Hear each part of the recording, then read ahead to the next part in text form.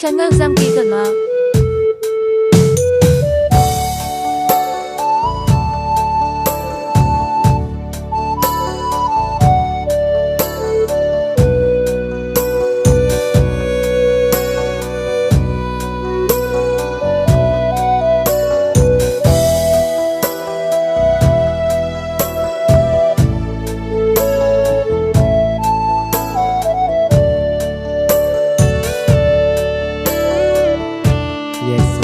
Kitô mời dầu thiên hương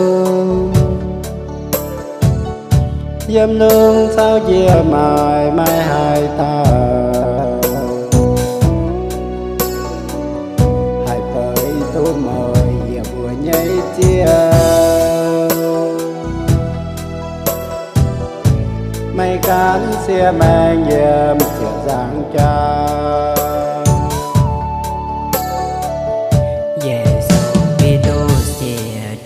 thiên to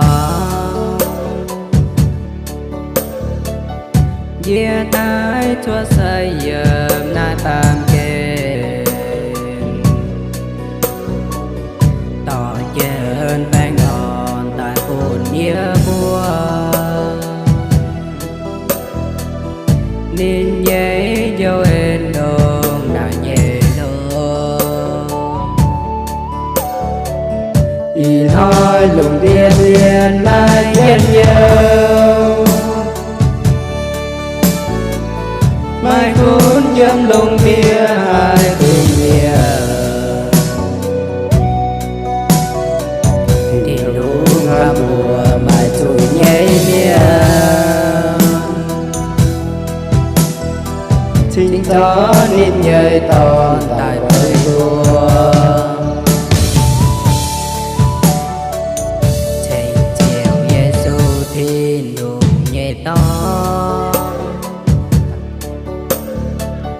quang chiến dân làng dìa thơ bàm kê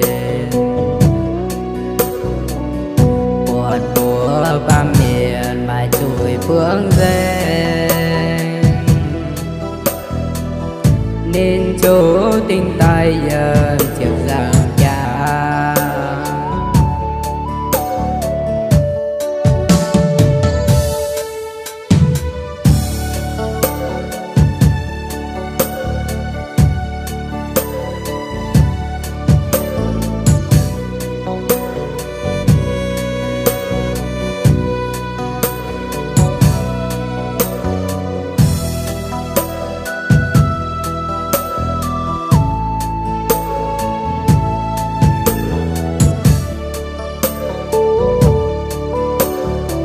in hơi lùng điên điên tai nhân dâu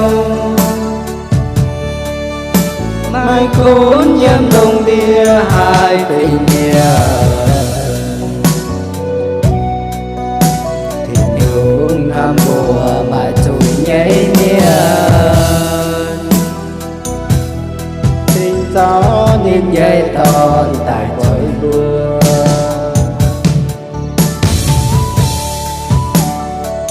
thành chiều dây sâu thìn hùng nhây to